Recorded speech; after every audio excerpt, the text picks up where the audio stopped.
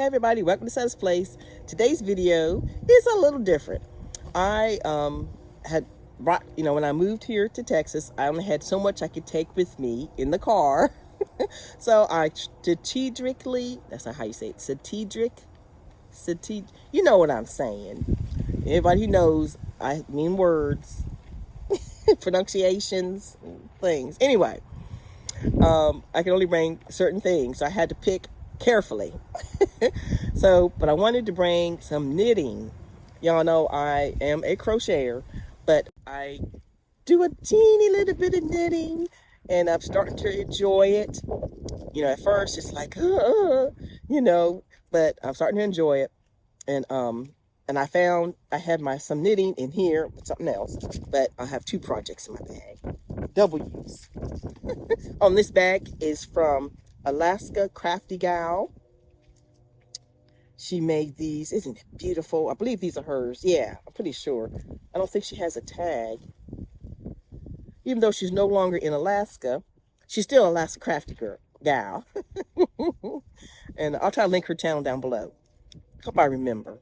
But anyway, so this is the bag. But anyway, in the bag, I have some knitting. This is the yarn.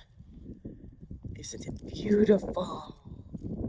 Look how thin it is, y'all. Then when it comes to knitting, I don't mind having thin yarn, which is crazy because I don't like thin yarn with crochet. I mean, I don't enjoy making a big project with thin yarn. So when I do, it's like something else. But anyway, but knitting, I don't mind it. So I don't have the label, so I don't know what yarn this is, but I'm sure it's some kind of wool, merino wool maybe. But anyway, so that's it. So here is what I had on my needles. I was doing, when I was not first learning, but I was trying to get into it. I was using I can't remember, J and Knit. I'll have her in the description box also. She had a playlist of teaching you how to crochet, the different, stitch patterns and whatever. And I did one whole one. It came out really cute. So this was another one that I had been working on. See it right there? I think I did pretty good. And but then I had stopped for like months and months and months and months and months and months and months and months. And I don't even remember which tutorial this went with. I even wrote it down, like the repeat, but I just can't, my mind is like, I can't think. So what I decided to do with this particular one is just do the knit, add the knit stitch. Just do regular old knit. I don't know if you can see it right there, to this, to however wide I want it. Because I was using these to cover the cakes. If you sew it together once it's done, and it holds the cakes together, if you can imagine what I'm saying, like that, like a band. So that's what I was doing with these. And so I'll just use the knit stitch to do the rest of the width, yeah. And then that one will be done. But I think I did pretty good. It's just, since I don't knit all the time, I couldn't tell you how I did this. I have to go back and kind of relearn. But her tutorials are excellent. She's an excellent teacher. And but yeah, and this yarn is beautiful. Oh, and this is a holder I got to hold my needles when I was in Alaska, the yarn shop there. I got this in orange, and you just stick the needles in there, and then the rubber thing then it won't fall out. Keeps it together. So that is what I'm working on with my knitting. And but yeah, and I was working on a lot of crochet with cotton.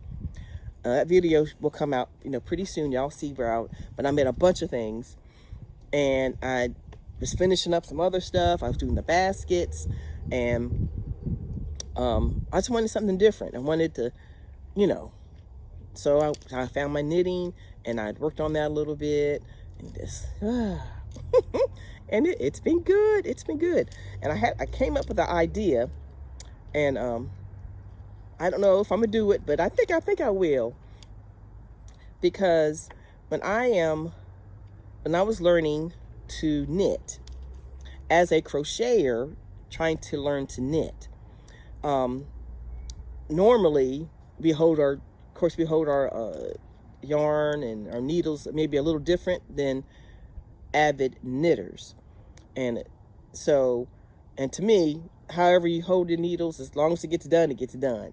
Now, not everybody agrees with that, but that's what I think. So, so it took me a while to finally get the way to hold my needles that was comfortable for me, and my yarn, and how to hold my yarn. And not even the knitting part, just how to hold the needles, and which hand the yarn, and or to throw it or wrap it, whatever. And so it took me a long time. Actually, it took me a while to really get my technique of how I'm feeling real comfortable doing it. Then once I got the knit stitch, so doing purls, that now I'm like, you know what? Pearl was getting on my nerve. She was. So I just really sat down and tried to figure out, how can I make the pearl stitch that's comfortable for me, and it's still a pearl stitch. And I believe I finally got that, figured out for me. And it doesn't look the same. Somebody else might do it that way too, but I don't know. But for me, as long as it gets the job done. And so what I was thinking about was doing a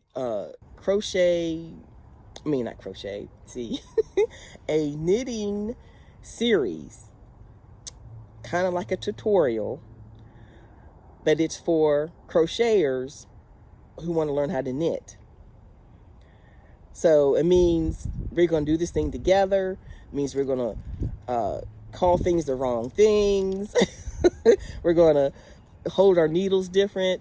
We're going to, and I get to share like some of the things, like it was hard for me, and the way I figured out how I could do it, and maybe it'll work for you too, or something like that. Just little things, and how I not memorize, but well, I guess it's kind of memorizing for the moment, the SKK and KS and net and all the SKs, and you knitters know what I'm talking about.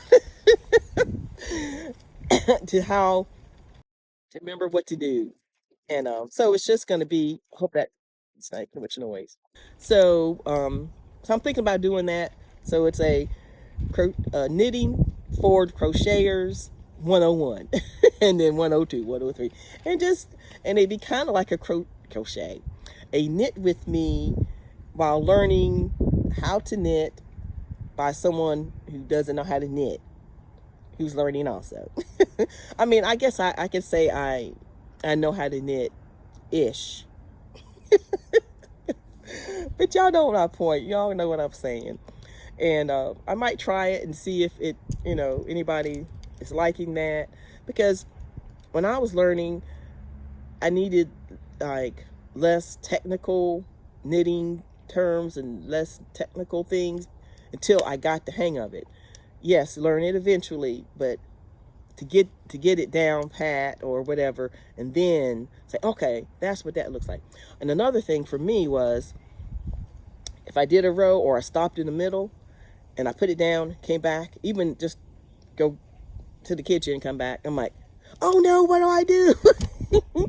Or if you finish a row and it's a couple days, you come back and you're doing a purl on one row, and you knit on the way back and you purl, and but my thing was, what do I do now? What was I doing? Was I doing a purl? Was I doing a knit?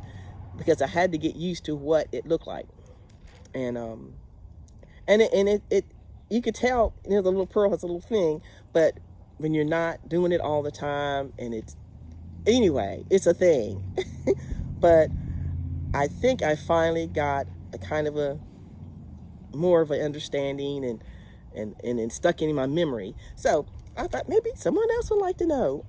But anyway, so that is a idea I have about doing some knitting videos. So but yeah. So I hope y'all, you know, hang out, even if you are an avid knitter, and or you're a crocheter who doesn't want to know how to knit, but maybe you just watch to support the channel and cheer me on. but all right, I will talk to you all later and have a blessed day.